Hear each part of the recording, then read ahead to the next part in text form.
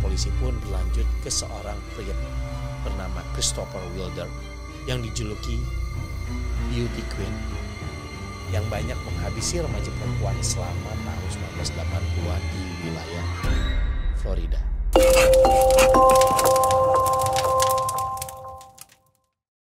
Kembali lagi ke Unseen, ruang untuk merasakan karena tidak semua bisa dilihat.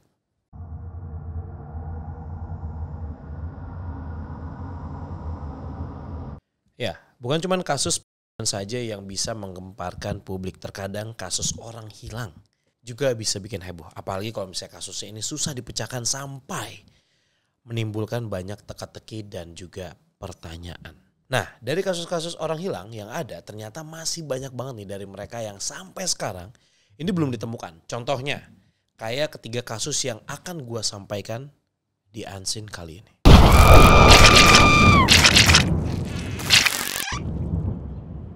Megumi Yokota. Ya, yang pertama gue awali dari kasus hilangnya seorang gadis Jepang bernama Megumi Yokota. Cerita ini bermula pada tanggal 15 November 1977 di prefektur Niigata, Jepang. Sekitar jam 6 sore, Megumi yang berumur 13 tahun lagi berjalan pulang menuju ke rumahnya setelah selesai main badminton.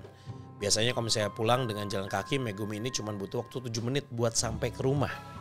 Tapi sore ini berbeda. Megumi ini tidak pernah mencapai pintu rumahnya. Nah, Saki Yokota, ibunya Megumi ini panik karena nggak biasanya Megumi belum pulang sampai selarut ini. Saki mulai panik nyari-nyari anaknya di sekitar jalan sampai ke sekolahnya, tapi nggak ketemu juga nih Meguminya. Akhirnya Saki ini melaporkan kejadian ini ke pihak kepolisian Jepang. Polisi pun melakukan pencarian dan juga penyelidikan dengan dibantu anjing pelacak. Tapi sayangnya anjing pelacak kehilangan jejak bau Megumi dan bau Megumi terakhir kali hanya berjarak 100 meter dari rumahnya. Polisi menduga kalau misalnya Megumi ini dengan modus minta tebusan uang, tapi gak pernah ada yang menghubungi pihak keluarga Megumi untuk meminta uang tersebut. Bahkan tidak ada satupun bukti atau saksi yang melihat keberadaan Megumi. Lalu kemana perginya Megumi? Setelah 20 tahun hilangnya Megumi, di tahun 1997, Saki dihubungi oleh seorang pejabat pemerintah Jepang yang mengabarkan jika ternyata Megumi Yokota menjadi dilakukan oleh agen rahasia dari Korea Utara. Pada masa itu, penculikan warga Jepang yang dilakukan pihak Korut marak terjadi di sana. Para korban ini dimanfaatkan untuk menjadi mata-mata Korea Utara yang ingin menyusup ke Jepang. Pernyataan ini juga diakui oleh pihak Korea Utara pada KTT 2002. Seorang mantan mata-mata Korut memberikan pernyataan kalau misalnya dia ini mengetahui kejadian hilangnya Megumi. Dari versinya, pas Megumi lagi jalan pulang, Megumi ini diambil paksa dan dimasukkan ke dalam mobil. Setelah itu dibawa ke Korut menggunakan kapal. Tapi ketika ditanya kemana Megumi sekarang, pihak Korut mengklaim bahwa Megumi telah pada April 1994. Mereka pun memberikan abu mayat yang diduga milik Megumi ke keluarganya. Nah, keluarga Megumi masih gak percaya dengan pernyataan tersebut. Akhirnya mereka melakukan tes DNA dan hasilnya pun mengejutkan. Abu tersebut tidak sesuai dengan DNA milik Megumi. Tapi ada seorang pria bernama Kim Yong Nam yang mengaku telah menikah dengan Megumi pada tahun 1986 dan telah memiliki seorang anak bernama Kim Hye-gong. Dia pun memberikan pernyataan bahwa Megumi memang betul sudah meninggal akibat depresi. Tapi menurut keluarga Megumi, pernyataan Kim seperti sudah diatur dan dipaksakan. So, nasib Megumi dan korban lainnya ini masih belum diketahui sampai saat ini. Apakah benar Megumi sudah meninggal atau justru masih terjebak di Korea Utara? Jennifer Kiss. Oke, yang kedua ada kasus menghilangnya Jennifer Kiss. Hilangnya Jennifer ini benar-benar membuat publik Florida ini gempar. Sampai-sampai pihak keluarga Jennifer membuat poster, web, IG untuk menemukan Jennifer dengan memberikan imbalan bagi siapapun yang menemukannya. Ya, pada 23 Januari 2006, Jen yang habis pulang liburan menelpon Joyce Kiss, ibunya di pagi hari. Sementara malam harinya sekitar jam 10 malam setelah pulang kerja, ia teleponan lagi sama Rob Allen pacarnya. Dan itulah terakhir kalinya suara Jen terdengar. So, kejadian ini terjadi pada tanggal 24 Januari 2006 di Orlando, Florida. Pagi itu Jennifer yang berumur 24 tahun ini tuh sebenarnya pengen pergi bekerja seperti biasa. Namun dia tidak pernah sampai ke kantornya dan menghilang secara tiba-tiba. Orang tua, pacar, dan juga rekan kantor yang menyadari akan hilangnya Jen langsung membuat laporan ke pihak kepolisian pada malam itu juga. Polisi yang meminta laporan itu langsung melakukan pencarian dan mereka pun mengecek rumah Jen tapi nggak ada tanda-tanda bekas pembobolan.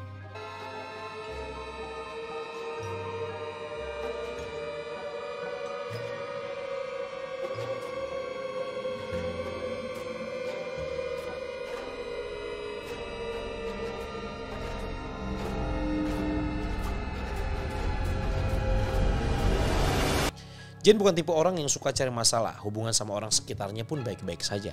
Tapi ada satu hal yang selalu mengganggu dirinya yaitu beberapa pekerja bangunan di kompleknya. Jen ini pernah cerita ke adiknya, si Logan, kalau dia merasa diawasi. Nah, 2 hari setelah Jen hilang, berita tentang dirinya ini semakin heboh. Polisi dapat telepon dari seseorang yang ngaku pernah melihat foto mobil Jen yang terparkir di luar kompleks apartemen Huntington. Dan ya, itu memang benar mobil Chevy Malibu hitam keluaran 2004 milik Jennifer. Mobil itu pun digeledah, barang-barang Jen ini masih ada dan di situ ditemukan 2 bukti berupa DNA yang hanya terdeteksi sebagian kecil dan cetakan latex.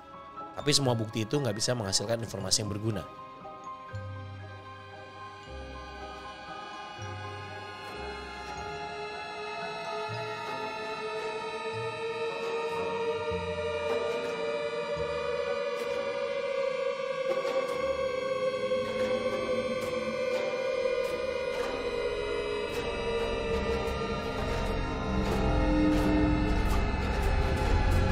Sayangnya handphone, dompet, dan juga kunci rumah Jen ini gak pernah ketemu. Tapi gak ada aktivitas apapun di rekening banknya Jen sejak Jen ini menghilang. So polisi mengesampingkan motif perampokan. Polisi ini mencari jejak Jen melalui CCTV di hari itu. Terlihat ada seseorang yang mengendarai mobil Jen dan memarkirkannya di sekitar sana. Sayangnya orang tersebut terhalang oleh pagar dari CCTV. Dan gak bisa nangkep dengan jelas. Dan semuanya menjadi buntu. Around noon on the day Jennifer disappeared, one of the cameras captured a person driving Jennifer's car. He pulls into a parking spot next to the pool area, backs out to even straighten himself in there, gets out, walks away, never looks back. The phantom figure walked away in the direction of Jennifer's complex.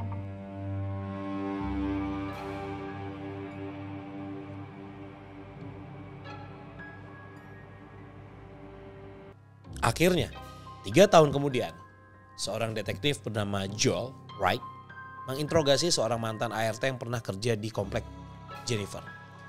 Joel ini menunjukkan video CCTV tersebut dan wanita itu mengatakan bahwa sosok laki-laki itu mirip seperti mantan pekerja di komplek tersebut yang dikenal dengan Chino. Dan setelah dicari tahu, Chino ini pernah kerja di rumah Jen untuk melakukan suatu perbaikan 1 minggu sebelum Jen menghilang. Ketika polisi cari tahu tentang Chino, ternyata dia lagi di penjara atas tuduhan. Akhirnya, di tanggal 18 Maret 2009, Chino menjalani tes poligraf, tapi Chino mengaku tidak pernah tahu apa yang terjadi padanya. Chino pun lolos tes tersebut. Chino quickly reiterated that he was innocent. I even did a lie detector test. I mean, everybody knows for a fact that I had nothing to do with Jennifer Kessie. You had nothing to do with her disappearance? Not at all. Setelah mewawancarai beberapa orang termasuk para pekerja bangunan dan juga tetangga sekitar komplek, polisi ini tetap tidak menemukan bukti apapun yang bisa menemukan Jen. Sampai akhirnya di tahun 2016 Jen dinyatakan tanpa ada bukti fisik. Dan sampai sekarang gak ada yang tahu kemana perginya Jen di pagi itu. Tammy Lynn Leppard. Dan yang terakhir ada seorang beauty queen bernama Tammy Lynn Leppard yang menghilang tanpa jejak. Tammy dikenal sama masyarakat Florida sebagai seorang model dan juga aktris di awal tahun 1980-an. Dia memiliki wajah yang cantik, berambut pirang, dan bermata coklat. Dan gak hanya itu saja, Tammy juga sudah mengikuti ajang kontes kecantikan saat umurnya 4 tahun dan telah membawa pulang lebih dari 280 crown. Nah, karirnya di dunia film dimulai pada tahun 1983 saat dia membintangi film Scarface dan juga Spring Break. Dan di umurnya yang ke-18 tahun, Tammy ingin pindah ke Hollywood untuk mengembangkan karir aktingnya. Tapi sayang, apa yang diimpikan Tammy ini gak akan bisa terwujud. Karena pada tanggal 6 Juli 1983, Tammy pergi dari rumahnya yang ada di Rockledge, Florida, dan itulah terakhir kalinya dirinya terlihat. Nah, sebelum menghilang, ibunya yaitu Linda Curtis sempat bersaksi jika anaknya bertingkah aneh dan kayak orang yang mengalami tekanan emosional. Perubahan sikap Tammy ini terjadi saat 4 hari setelah selesai syuting film Scarface. Sampai-sampai dibawa berobat ke psikolog. Nah, di lokasi syuting itu Tammy ini histeris saat melihat adegan seseorang yang dan mengeluarkan buatan. Nah, di situ Tammy ini berada dalam ketakutan dan juga kecemasan yang parah. Tapi dokter gak menemukan penyebab signifikan dari perubahan Tammy. Bukan karena alkohol, bukan karena obat terlarang. Tapi ibunya tetap kekeh. Ada satu hal yang terjadi karena Tammy ini terlihat paranoid. Apalagi di hari dimana ia menghilang. Tammy ini gak menyisir rambutnya dulu padahal dia selalu ingin menunjukkan penampilan yang baik di depan orang. Nah, di hari itu sekitar jam 11 pagi, Tammy terlihat berkencan sama seorang laki-laki bernama Keith Roberts dan dia adalah orang terakhir yang melihat Tammy hidup. Ketika diinterogasi oleh pihak kepolisian, laki-laki itu mengaku bahwa mereka berdua bertengkar dan akhirnya Tammy diturunkan di tempat parkir gedung Glass Bank dekat pom bensin Exxon di Cocoa Beach, Florida. Dan dari situ Keith ini nggak tahu lagi kemana perginya Tammy dan polisi menyatakan bahwa dia tidak bersalah karena nggak ada bukti kuat. Nah, terakhir kali Tammy terlihat menggunakan rok denim biru dengan kemeja biru bermotif bunga-bunga, dompet abu-abu, dan juga sendal.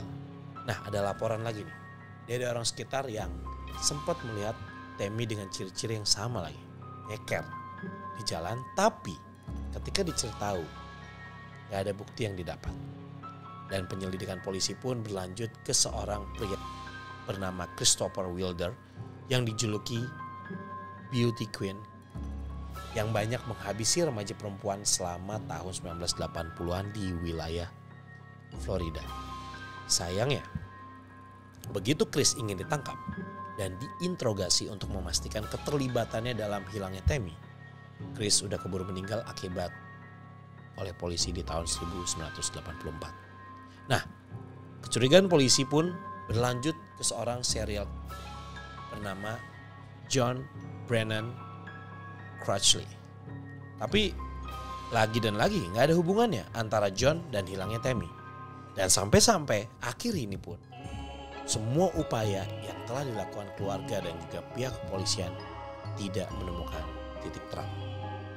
Dan misteri hilangnya Tammy Lynn Leppard tidak pernah terpecahkan. Gue jadi bertanya-tanya, apa yang sebenarnya Tammy lihat sampai membuat ketakutannya? Dan pertanyaan terbesar gue adalah, kemana perginya Tammy?